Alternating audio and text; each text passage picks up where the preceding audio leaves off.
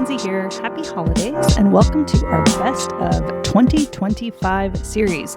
We're celebrating the season by spotlighting the private podcast strategies and success stories that are reshaping what's possible for business in 2026. In this episode, Colleen Kachmann flips a $40,000 loss to $150,000 months, all with a private podcast funnel that onboards her high-ticket clients without a single sales call. Her inspiring daily audio content and custom support has created raving fans and even tattoos of her program. Welcome back to another episode of Launch Your Private Podcast. So excited that we have Colleen Kachmann here. She is an intuitive drinking coach and founder of Emotional Sobriety Coaching. Colleen, welcome. I'm so excited. I'm actually so excited to dive into the results you've had from private podcasts. But before we jump in, I would love if you would just take a moment and tell our listeners a little bit more about you and maybe your business model, just to kind of set the stage so that they understand kind of a little bit more about what you do. Yeah. So I have founded it's a high ticket coaching program for high achieving professional women, primarily entrepreneurs, executives, licensed clinical professionals who are drinking too much and are looking for an alternative approach to the typical all or nothing, you need to get sober. And so I help women reduce their alcohol consumption by 80%. Using my unique method of emotional sobriety, which is basically just a combination of neuroscience, cognitive reframing, a little bit of spirituality. But the program is a 1-year program. It's very high touch. We have lots of different types of group calls. I have 1,500 hours of secret podcasts, one of which goes with a 300-page workbook. Whoa. Yeah. That might be the most. I've never heard anyone quantify by hours of, I've heard feeds. Yeah. Right. That was like 6 months ago too. I mean, I'm adding, because all of our call replays are recorded. Yep. So that right there. And then I'm just always like, I have a daily podcast. It's Coffee with Colleen. And then all the content that I'm always adding to. So it's a lot, but I am never shocked anymore by how my clients are so much more into it. I switched to private podcast feeds about a year ago. I was making no money. I couldn't sell water to a dying rich man in the desert. Like I was upside down. It was not going well. And it was on this podcast here I was listening to, and one of your guests said, this is how you build a cult following. You got to get in their ears. Who said that? I don't remember, but we could go back in the dates. Somebody said, this is how you got to get in their ears. And I already had a podcast and I got good feedback from that. I mean, I didn't break the internet with it, but I knew that people who listened to my podcast, they just needed more of that. And so fast forward, I basically was upside down for Q1 of 2023. I had a $40,000 loss. I've cleared $1 million since then. Whoa. I'm now generating, about $150,000 a month with a high ticket sales program that is like butter on bread. Because of the private podcast feed, we qualify people. Like they don't just book a call and get on with, now I have 2 people on my sales team as well as me, but they have to listen to the private podcast feed. And then I fully disclose what the program costs, the finance options, the framework, the structure, so that when they actually get to the call, they're there to buy. Otherwise they cancel. And so it has transformed the high ticket sales. Both of my gals had no experience in sales before. They're like, I'll give it a go. But the podcast actually sells for them. I go over a lot of objections from time and finances. Whenever I come up with a new idea, I just pop it in the feed and it updates. And it's absolutely amazing. That's what I have to say. Yeah. That's it. That's the end of the show, everybody. Thank you. I feel like that was a mic drop. End of all case studies ever. No, that was a lot. And even some she hid from us. Nora and I talked to her. Her intake form had some of that, but some of that was not mentioned. Okay. Yeah. Where do we go from here, Nora? So let's talk about how you're specifically using private podcasts, because I know, and I want to talk a little bit about what you were doing before, so that what was that transition? Like, what was that shift that helped you move from maybe being in a state where you're taking losses to the point where now you're, generating a really, healthy monthly income. So I'm curious what that shift was and the role that private podcast helped play in that. Well, I would say they were one of two factors, and the bottom line word is friction. I was running webinars every single week that people had to come on time, show up, listen to the whole thing, and be there. And that is such not the way the world works anymore. And so I didn't have the numbers. I would need to get hundreds of people registered just to get 20 people to show up, just to get 5 people to still be on the call. There was so much friction. And then because the nature of my program, maybe everybody feels like this, but there's a lot they need to know about why they're struggling before we can even begin for them to see what the solution is. Because typically with alcohol use disorder, well, no duh, just quit drinking, and I have a completely different approach. It's a thinking problem, not a drinking problem. And we need to go in and rewire your mind. It doesn't happen overnight. So there was a lot of friction to get people even interested in my program. And if they didn't attend live, then they had to watch on video on a computer screen sitting at a desk 2 hours worth of information. And it was just really hard to consume. And so I think the friction in the funnel was primarily why people weren't completing it, because they had to book the time for the webinar. Then they had to show up. Then they had to watch the replay. Then they had to book a call. Like, there was so much. And now it's like the private podcast is immediately available. And even with, there's sometimes tech issues with it. People who have never done private podcasts don't always know, like, they'll get it hooked up, but they can't find it. And so now we have a 15-minute tech call, so that if we see that they were invited, but they didn't subscribe, we'll follow up. Do you want to get on the phone and just provide that high touch, customized support, help them get it set up. And it also is a great talking point. Were you able to listen to the episodes? And we can see if they did or they didn't. And so it just took all the friction out of the funnel because it's immediately available. I'm dealing with drinkers who have moments of clarity where I need to do something and this is what I want to do. And then the window shuts on that. And if there's too much friction, they have too many actions to take, too much time lapses, then you just can't catch them. You gotta have to, they do laps around the cul-de-sac of stupidity. You got to wait for them to circle back. And with the private podcast, they're able to put me in their ear and kind of fall in love with my idea, my approach. They know who I am. They get on the call and they think they know me. Like, it is such an intimate communication medium that is not at all like watching a webinar, if that makes sense. I was going to say that piece you said about the tech. So you're hitting a couple things of like common questions of our users. One is like the whole purpose of this episode, which is, can I sell high ticket from a private podcast? So you're nailing that. Thank you. But then you just hit this other one of like, there can be friction with podcast players. There are little tech hiccups that can happen along the way as we, are moving, RSS feeds into different players and they all act differently. We feel the pain there. But I love that you've created a 15-minute tech call. And I want to say this too, because that customer service is so important. And this is before they've bought. So here's somebody who is just trying to get the information. They, having you connect or someone on your team connect with them to help them.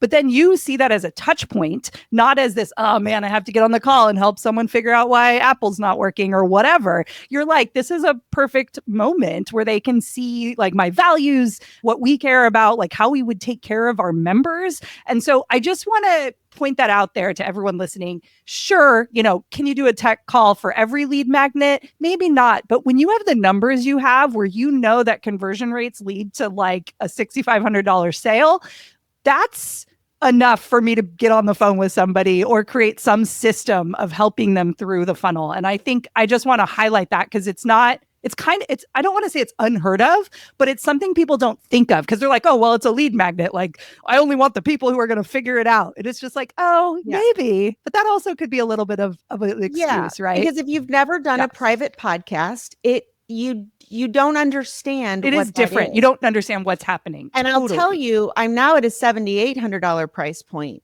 Oh, And okay. we are getting Love that. sales where they don't even get on a sales call because of the private podcast. Like that's how good the opportunity is for them to get to know I our mean, you're content. solving you're doing a painkiller. I also like pointing that out. Like, this is a good fit of like, I am solving a problem that people have dealt with potentially their entire lives that is having an impact on their family.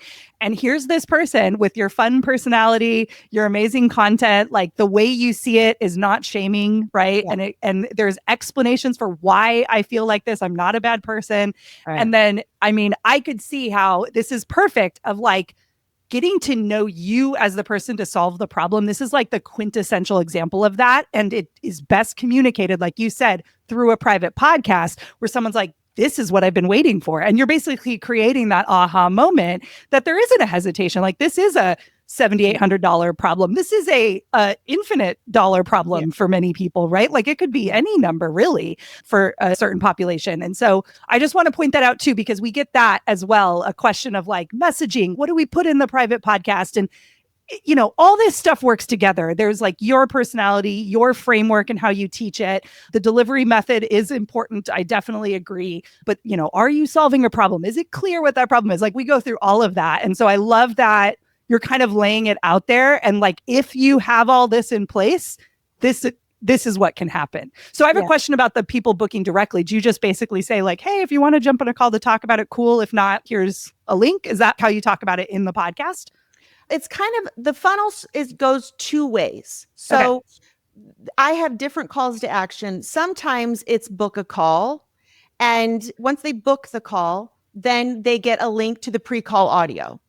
Okay. The pre-call audio just happens to be my private podcast on how to reduce your drinking by 80%. And so sometimes my call to action is get my private podcast, which of course appeals to my audience because it feels very anonymous, very private. So they can come in both ways. So the feed is set up to ultimately get people ready for the call. But if they haven't booked a call, then it's designed to pull them into booking a call. Okay. So it's kind of a two-way street there.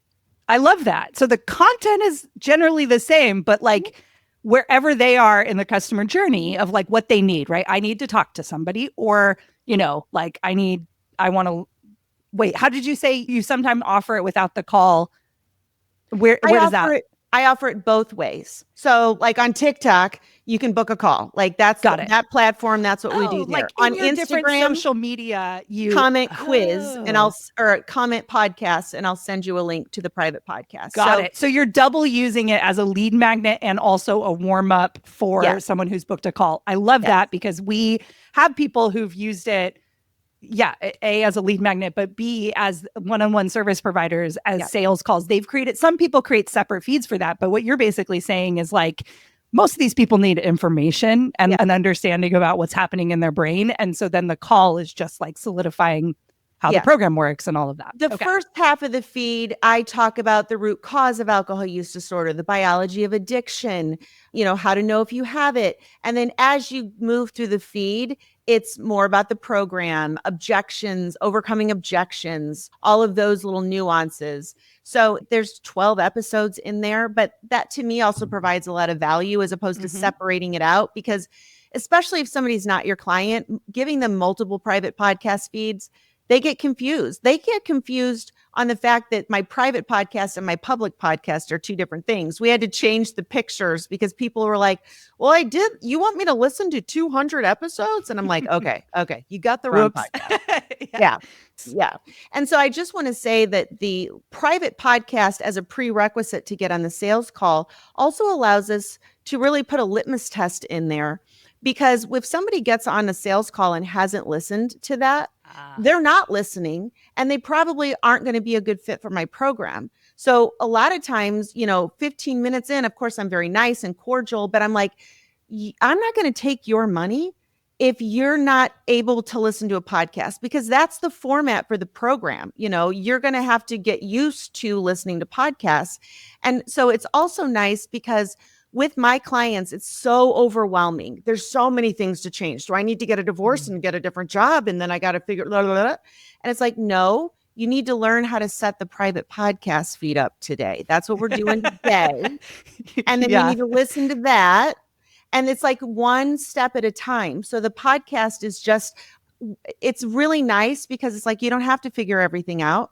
Just book this call with my tech guy. We'll get you set up and you can start listening. And then the people who don't listen or aren't going to listen, weed themselves out. It's really quite brilliant. Yeah. I will add one thing because this is so critical from a pre-framing the sales call perspective, and it makes that sales call. And do I remember correctly that you said that the private podcast doubled your close rate? Was that a stat that I think I read? I don't know how you double something that was zero. Oh, okay. Fair. All right. Yeah. I mean, I was doing like 1 or 2 clients a month. And now, we've got about a 40% close rate among 3 people to an experienced sales team for a $7,800 program. We have a 40% close rate. That's huge. And the pre-framing, I think, does speak volumes because when they get on the call, like you said, they're ready. They've already been pre-framed. One thing, this was back in the day when we didn't have private podcasts. We weren't using private podcasts to pre-frame, but we required kind of similar, like a prerequisite. It was instead of pre-call audio, it was just a pre-call, almost like a homework kind of a thing before they got on the call. And we would have our high-ticket sales people text people and say, hey, did you check it out? Did you go through it? And if they said no, we would reschedule the call. And that was and we got to that point because of what we learned. And that was exactly this, is that if they consume that content, and with audio, it makes it a ton easier to have people consume it because now we're unlocking all those hours of the day where they have availability to consume content, that the conversion rates were so much higher and the quality of our clients were so much higher that we started implementing that because it was that important. And I think with audio, it just makes it that much easier. So I love that you use that vehicle to be able to address and pre-frame and educate and shift beliefs and do everything that you need to do to make them most likely to invest on that sales call when they get on. And it goes beyond that because we also put the same care and attention into our onboarding process. Oh, yes. When they purchase on a call or when they purchase, they get a first 7-day feed. Like, my program is big. You're getting a 300-page workbook. There's accountability groups. There's connection groups. There's group calls. Like, there's a lot. Just listen to your first 7-day feed. We also have a support feed that is message to partners so that people can share our approach with their partners that might address the partner who wants them to get completely sober versus the partner who doesn't think this is a good investment.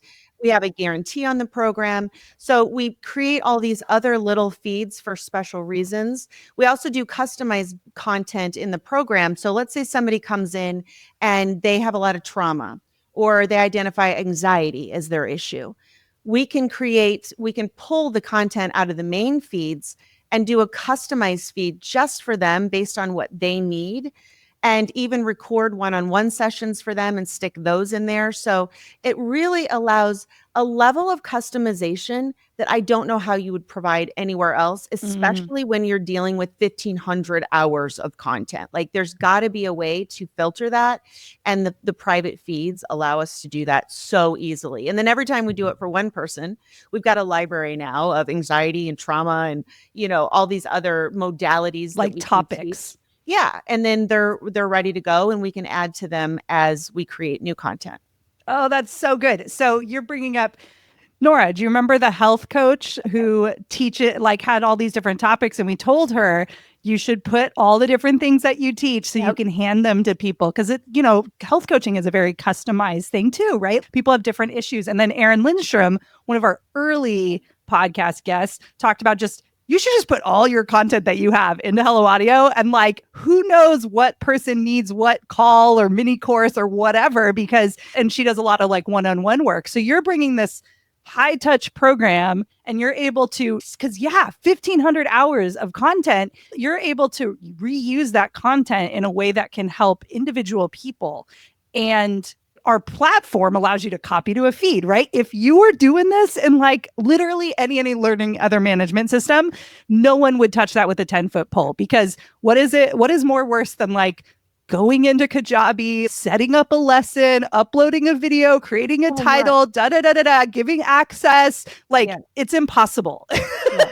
I'm sitting here and it's like giving me hives thinking about it. Like, no one wants to touch that stuff. We also use AI. Like, we'll take our group calls and pull the transcript and then use AI. We're training the AI to pull out like our top keywords, our modalities that we teach, all the little delay, don't deny, or, drinking at mother-in-law's, and we pull them out and tag them in Hello Audio. So then in the different podcast players, some of them are better than others, but you can actually search for the topics that you're looking for. And so I'm really excited about like the future of that. Search is kind of new in the podcasting space with like transcripts and stuff. That's cool. That's a really cool use case.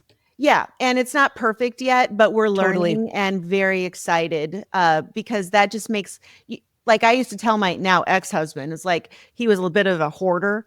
Well, he just had a lot of stuff. He wasn't technically a hoarder, but I used to be like, if you don't know you have it, you don't have it. It's like you just go to the store and buy new stuff because there's so much shit in this closet that you don't even know you have it. And it's the same way with all this content. Like if we don't know we have it, then people can't use it. And so that's, I think, the next frontier, at least in my business, of how to use AI to label and sort and all of that for people to search. Giving me product ideas over here. Okay. Good. I think your first 7-day feed was also something that I want to highlight for a lot of listeners, because we've talked a lot about in different episodes of onboarding. I know we have everything from employee onboarding, like dusting off that whatever employee handbook that we used to use in corporate, and now using audio onboarding and having it be more personal, and onboarding into a coaching program, onboarding into a high touch, high ticket. That is a really different experience. And I think when you have someone, especially in this case where they're coming in with a lot of trust, they're being vulnerable, they're motivated, they're excited for, what's to come, maybe a little afraid because I think, because maybe you don't know what's happening. And I think that is such a great, easy way to kind of get someone in motion. Whereas, Lindsay, you and I were talking the other day about people who log in to like these LMS, and it's like, you've got to get someone that first time because that might literally be the only time that they log in. And I think there's something to be said about creating that low pressure starting point that helps even create more momentum, for them to continue, which I think is a really, really great idea. We even have a restart feed because what my clients think they're joining the teacher in me is like, what? Wait, were you in education in any world before? Because they think they're joining to change their drinking. What they're really joining is to learn how to stop quitting. So we really normalize, especially in the onboarding process, we normalize that there's 100% chance that you're going to feel like you're failing, you wasted your money, that you are going to give up, and you will give up, and it's going to be 2 weeks. Are you done? You're ready to come back? So we have a complete re-onboarding feed, the restart feed, and we just normalize it. And there's tools for that. It's not a problem. You're just at the part where it's still hard and you're not there, and welcome. Like that's what we're doing. I feel like especially with women with alcohol use disorder, it's like, it's the analogy where the pot of gold is 6 foot down or the treasure's buried, and they can dig 5.5 feet, almost there. And then they give up and go start digging in a different hole. It's like, no, we're going to keep you in line and on track to get all the way down so that you truly experience the transformation. Yeah. Oh my God. My heart is like, so I used to teach college, and I came into this whole digital marketing space helping people be better teachers. And I used to have like a whole module on building in the safety nets into your program. And for those of you listening who've taken a course, and maybe it was a live course and it had 5 modules, or 6 or 7 modules, and it was 10 or 12 weeks, and they built in implementation weeks, right? There was this whole structure that everyone pretended was not, I don't know, unique or whatever. But I would say there's a module that's like, I would be like, Module 3 is usually the like meat of any program. There's an intro, there's a whatever. And guess what? That's the week that people are like, ugh, I can't. And how weird, right? And so I was like, what if you just talked about it in your live program and said, hey, guess what, everybody? We're in the week where everyone pretends that this isn't going to work. And people were just like, I never thought about it. I used to do that in my college classroom.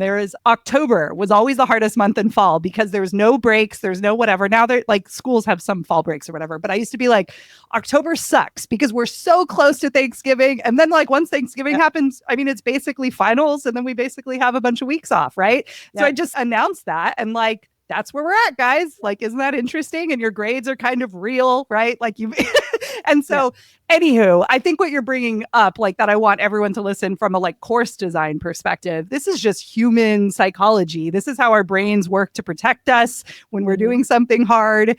And I bet I'm just like, oh, this is why your stuff converts so well is because like you really understand this. And a lot of our users, because Nora and I tend to attract people that are like experts and know what they're talking about, and they struggle with the marketing piece and they struggle, demonstrating that. And I just like, I don't know who needs to hear this. Somebody does, but lean into that expertise because there is somebody out there who's like waiting for you as the teacher, who's finally going to do this different thing.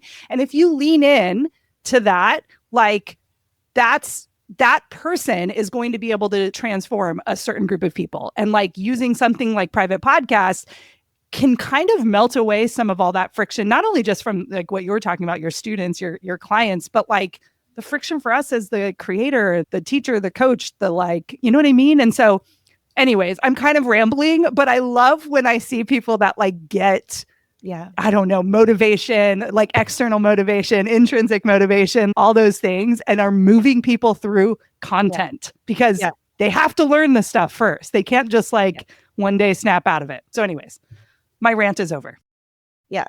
The third day of my first 7-day feed is, oh shit, what did I just do? Can I quit? Totally. That's literally the title. Am I allowed to quit? Here's our refund policy. Like, this is how that works. Yeah. Perfect. And I have to say, just somebody needs to hear this. Like, the business I have that is so successful is because I was willing to go through the scaries. I was a sober coach teaching sobriety as it was taught to me. And I just had the balls to listen to my clients who were telling me, but I don't want to completely quit drinking. And I drank this weekend and it was fine. Now what you got for me? I listened to them. I responded to the problems instead of trying to think the solution that I thought they needed. Like, when you let your clients tell you what you need and you respond to those needs, you are co-creating a solution. And here I am, the only one in the whole world at this point that is teaching people intuitive drinking. Like, what? Yeah, we all learned to drink in a frat house. Go, and no, like, you got to learn to drink like a grown up. So like, we have a whole mindful drinking course where you drink and feel, so that it's not like, oh, I'm having 2 drinks and twice a week. No, like, how does it feel in your body? What's the line between buzzed and intoxicated? And like, I have created all this because I stopped thinking I knew what my clients needed. And I started listening and allowing them to give me their problems. And then I just go to my workshop and I tinker around. I'm like, let's try this. And then based on how that works, like, I'm so done going in my bat cave, creating courses and then, releasing them to the world. Here you go. Like, this is a work in progress and we're always adding and taking things out. And that's the beauty of the Hello Audio podcast, is that I can constantly change a file. Like, Stacy will call and be like, I think this is like 2 years old. You're talking about sobriety. I'm like, get it out. And then we just replace it and nobody even knows the difference. It's amazing. Yeah. I love this so much. There's so much about this that I love. I'm curious, from your creation process, do you find, because I know for Lindsay and myself, like I know we're biased, but we love creating audio content because we don't have to worry about what we look like. We don't have to do hair and makeup. We don't have to worry about video editing, which I personally think is like horrible. I'm not a fan. But I'm curious because you've 1,500 plus hours, because you've added more since then. That's a ton of content. And I'm wondering how you feel now about your ability to create content that might be audio only compared to maybe how you've done like the webinars or things like that. And the difference, do you notice, I guess, a difference in your workflow and your speed and your ability to get stuff created and also how you feel? I'm curious about that too. So I have a daily podcast and I don't do it every day, but the goal is 365 episodes, right? So I'm at about 120. I do a couple a week. There is nothing that I look more forward to. It's called Coffee with Colleen. And it's just me talking about me. My happy hangover story was last week. I'm just talking about my life and I just hit record. It's like having a conversation with somebody, and I do it in GarageBand so I can start and stop if I get in the weeds or say something dumb. It is the easiest thing in the world versus the stuff that I do where I have to record a video podcast for YouTube and stuff like that is very stressful to me. I could sit down and record Hello Audio content all day long. You ask me a question, I just sit down and answer it. I pop it in the feed. We have a whole Q&A feed. That's one thing we do where we take the call replays and then we separate them out using AI into different hot seats. So that's one topic, one title. And then we have a whole other feed that's just called Q&A feed so that they can search by the topics. So, and I often will just record an answer to a question, or I'll get off a group call and want to follow up and I'll just talk into the microphone, pop it into that Q&A feed. And it's just, it's fun. It's energizing. I could do more, not less. It does not drain me. It doesn't suck me. Audio only content is my favorite to consume also, because you can move around your life. I follow some people on YouTube and I so prefer the podcast medium because I'm not tied to my desk or looking at my phone. Yeah, so true. I think that it's important also. I think if you have a course creator, you're an expert-based business, you're creating digital assets for whatever that looks like. Even if you're a service provider, as part of your service, providing that service, you're going to have likely digital assets that are part of this, right? And so I know from when I first started, when I felt friction, when I felt like I wasn't having fun, it was a great time for me to just stop and reflect and ask why. Why did this feel like such a grind? Like because if it was a topic that I was interested in, or because it was like in service of people that you care about, because we care about our clients. And I think that's when you're actually having fun doing it, that's energy that ends up showing up in other areas of your business too. So I think that's another reason why I love to see so many Hello Audio users creating audio-based content and actually having more energy and being able to create more and serve more.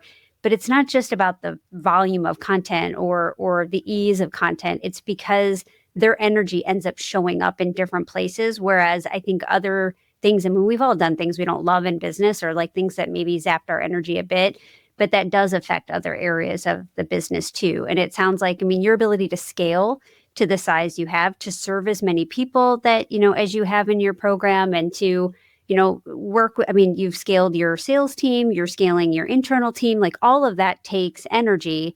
And that's something that I think is just something I wanted to bring up, because that's really, really important. And a lot of people don't think about that.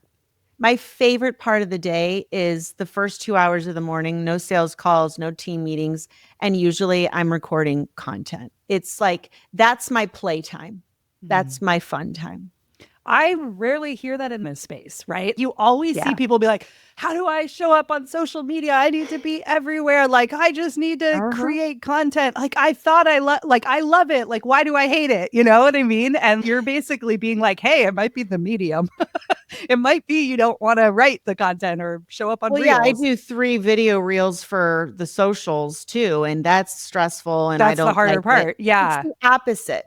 Like sitting down with my coffee and either planning, a lesson that I'm going to record, a podcast, or just doing my coffee with Colleen, which is unscripted. It is truly, that's why I get up in the morning, is to do that sort of thing. And then I just do the rest of it because I have to. Yeah. And there are stuff. Yeah, exactly. And like, I think the capacity piece, right? You have capacity for a couple videos that kind of stress you out because your business has created this space and you charge yourself up with the good stuff in the morning, right? You hit that first. Is your Coffee with Colleen the public podcast, or is it also a private podcast? No, I also have a public podcast that I publish 3 a week.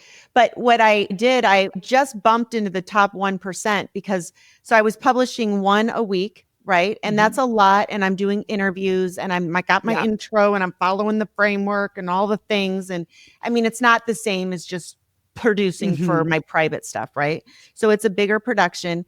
Then I realized, knock, knock, you have 120 private episodes sitting in files. So now we've ramped up to 3 episodes a week. And I just published 2 of my Coffee with Colleen's, and it's going to make me very mad and it's going to be fine. When those start doing better than the episodes with my interviews and I'm trying all to the work work harder, then of course. Then I'm prepared for that. But like right now, my Tuesday, my big one still does better, but it literally tripled my numbers. Oh, I bet. My downloads every Laura, week. this is what I was talking about. Yeah, that's exactly. I've talked to a lot of other podcasters too, and that's why you see a lot of the people doing either it's a mini-sode or they're doing like whatever. I call them mini-sodes. Yeah. So, okay, guys, this is another nugget, man. This is an episode that I think you've literally covered every topic that we talk about on the show. But the idea that you could use your private podcast and add it to a public feed, we've had other users talk about that. Like they'll do a case study that was in a private podcast and they're like, oh, I should just throw that in my public. So the idea that they can talk to each other and be used across, huge. 10 to 15 minute episodes that are just me talking. So my public audience is now also getting to experience me in that private way. And all I did was record an intro, I tell them this is content in my program. So it's a little bit of a teaser for that. This is my Coffee with Colleen. And if you're wanting to join the program, and then at the end, I do a call to book a call or get the private feed, my private podcast, How to Reduce Your Drinking by 80%. So I'm pushing it on both ends. But yeah, it was like the biggest weight off my shoulder to realize I've got all this content sitting there. And my VA just does all of it. Here's your outro and your intro. And they go through I'm stocked up for a year. I don't even have to do anything. It's amazing. Love it. Feels so good. You're a smart cookie. You are a smart cookie. All without coffee. All without coffee. There we go. Can you imagine me on coffee? I mean, can you see it? In your Coffee with Colleen. Yeah, it's decaf. Trust me, everybody's better for that. That's the court order right there. Please. Too good. I have one question I wanted to ask, because you also, with all these private podcasts, and I know not everyone is familiar, and you've got your tech calls and you're getting people set up. I'm curious what your client success rates, like the impact to those, and if you've gotten any specific feedback from clients about private podcasts, especially if maybe they weren't familiar with them before. Or, I mean, I'm sure in your space, this isn't like the first thing that people have tried. So I'm curious how delivering content this way might also impact their ability to follow through or to stick with things. Or, I mean, it's a combination clearly of your approach and your content. And I'm wondering if the medium has any effect on them as well. Well, so to answer it with a number, we have a 95% satisfaction rate in that, because I do a money back guarantee, and it's not based on your drinking. It's based on, are you satisfied with the program? I have a 95% satisfaction. And it's probably higher than that. I'm probably rounding down. Out of, 200 clients, I've only given about 5 refunds. So I don't even know what that is. Wow. So that's probably about 95%. So I just did my first in-person retreat, and we are building out year 2. So the retreat was women that have been with me up to a year. And now what does it look like? And in our program, we all know that you really don't know something until you teach it, till you show someone. So we're building out year 2 to be mentorship and, working on other things, not your drinking problem, but emotional sobriety applied to parenting and starting a business and all these things. So to have 16 women in a room who are always referring to things I've said, and I don't even remember saying it, and they're addicted. They say, my podcast, please, they can't wait till my new Coffee with Colleen comes out, especially the ones that have been in a while.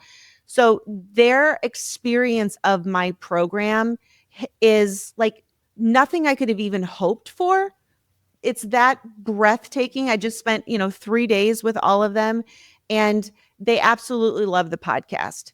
And before, when I had I was delivering, video replays and doing video lessons, they might listen to something, half of it, maybe if they're at their desk.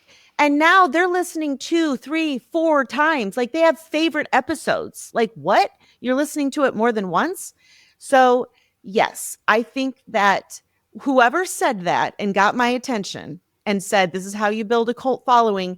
I'm not saying we're literally getting matching tattoos after this last retreat. My clients want to get matching tattoos. So all I'm saying is it's working.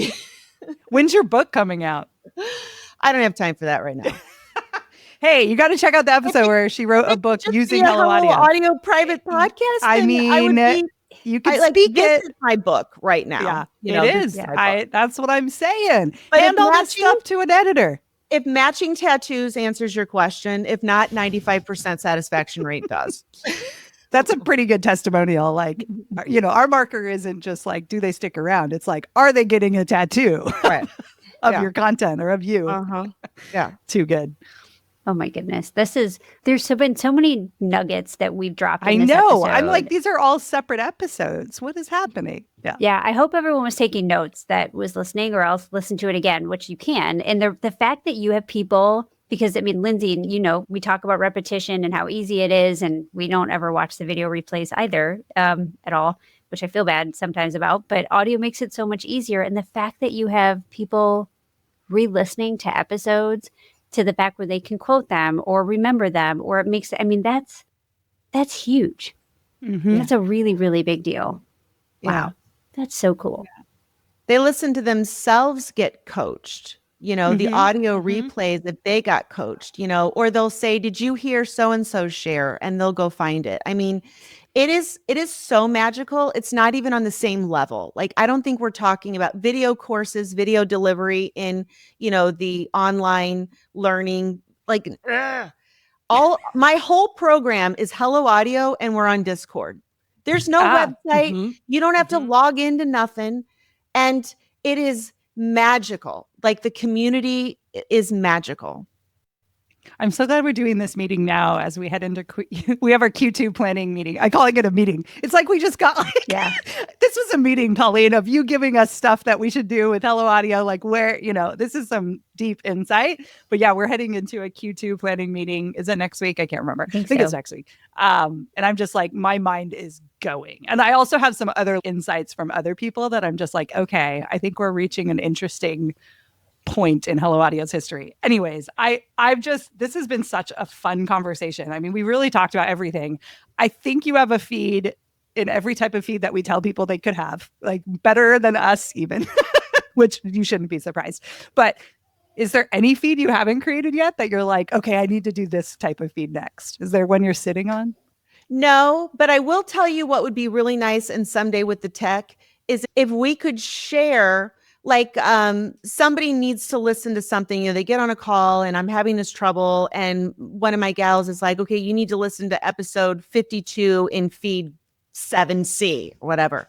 If we could have shareable links, and I understand that that's not a thing. Everybody's got unique links, but that's the one thing, because like on my public podcast, I can send you a link to my episode, but that's the one thing aside from improving search function, but that's so much part of the platforms that they're hosted on. It's not Hello Audio per se, but shareable links would be a way to share the links. Like magic wand, please. I know it doesn't sound possible, but neither did a lot of things. And here we are. So the good news is that does kind of exist. But it doesn't tie back to their unique link. Like you can share a link to, like it would be essentially the universal feed. Yeah. So that you won't necessarily know. And what we did, we moved against that because we want to drive the behavior to build the comfort of finding it in their own feed. Like my course content feed, we do seasons. So there's seasons edition for my course content. So you can get it laid out like 1 to 800 episodes, or you can get it divided into seasons. But we want, especially in the early days, this first 6 weeks of onboarding, we want to train them to be able to find what they're looking for. And if we That to me, for existing clients, that gets them more confused. Like, well, where's the link for that? Because you'd be surprised. People are not paying attention. And so for an internal use, like that's great for external use, but internally, we don't want to do that because people get confused. Yeah, you're trying to establish the behavior too. Yeah. And that's the one thing I think about private podcasts. And we intentionally allowed, it's like use your favorite app, like where they're already at. And we intentionally didn't start by building an app. If we had an app, it would be easier to control. But because everyone is using, a dozen different apps, that does make it a little bit more challenging because every app, dear Lord, like every app changes, how It's some seasons, some don't. Apple's kind of blocking analytics, so like we basically have three things. If they subscribed or invited, then if there's a 0 or a 1, if there is a number these days, I kind of get surprised because we recommend Apple so much, but anybody with an Apple doesn't usually go over 1, but it's still information. But yeah, I don't know. Something's working. So there's that. A private app would be fine with me. Well, this is fun. we gotta do more of these live. We need feedback on the podcast episodes. No, so this has been fantastic. What a pleasure to have you on. I love talking to people who just get what we created, and you're just like, yes. And it's funny because I think when we created it, we didn't realize that it would become this, but now that it's become this, I'm like, oh, this was always what it was supposed to be. We can get matching tattoos if you want. I'm in. Yes. Okay, perfect. We're getting matching tattoos. Cool. Yeah, this has been super fun. Well, thank you for sharing everything, taking us behind the curtain of all the goodness you have going on. Please keep us posted. If you have any other, because you're pushing the envelope with like innovative ways of using this. And I think this is going to be, as we talk about shareable episodes, this is going to be one we are going to reference a lot, I have a feeling. So thank you for doing that for us, because this means the world. Yeah. Yeah. If you ever need, like, we know that the techie stuff, that doesn't go well, like we have somebody that can reset the feed for him. Like that tech call, that's one of the most valuable people. Anybody that can do that needs to do that, because sometimes people get locked out of the feed. Sure. We have Diana. I'm locked out of the feed again. I'm like, what are you doing with your feeds? Like, how is this happening? But now now it's a button. And I think my son's automated. He's my tech guy. He's automated the reset so that it just happens. So like they submit a ticket, it generates a new link. I can see that happening. Deletes their old stuff. We should definitely do that. Yeah, but he created that. So it deletes their old email, it deletes them, re-enters them, sends them a new link, and it just all is I don't even know how he does that. I don't even know. I don't know. Right. But so we're creating solutions for it to make it easier. Cool. But it's good. It was super great. Okay. Fantastic. Okay. Well, it's an honor. I wouldn't have the business I have without you guys. Oh, so that means a lot. Legit, straight up. Thank you. Yeah. Thank you. Nora, do you want to ask our final question? I would love to. So this is a question we ask all of our guests here. If there was a private podcast with your life's musings, what would it be called? An autobiography. What not to do. Oh, nice. All right. Perfect. Nice. I was like, it can't be Coffee with Colleen. An autobiography. An autobiography. What not to do. I love it. I wish I would have had that one when I was 18. I feel like that would have been a good one. Yeah. Yeah. Hey, but we learned from it. That's how we got here, right? Yeah. Or hey, this will be fun. Oh yeah. That's no one ever. That's another one. With that face on the cover. Yeah. Yeah. Yeah. Hold my beer. I just want to sign. Can I get coffee with Colleen? I think I need it. Yeah. If you want, you let me know. I'll send you a link. Mm-hmm. It's so good too. It's fun. It's such a fun feed. It really is a joy. I just sit around and say shit like that. Yeah. Yeah. I'm here for this. Okay. My happy hangover story was last week. And I come up with my best stuff, like how I come up with it. It's just, my happy hangover story. Love it. Too fun. All right, my dear. Well, we will have you on. I have a feeling you're going to be a repeat guest. So hit us up. If you're doing anything cool, let us know. All right. Awesome. If you found value in this episode, don't forget there is a whole best of series waiting for you to check out. Make sure to catch every standout story in this series for more private podcast inspiration, results, and ready to steal ideas as we head into the new year.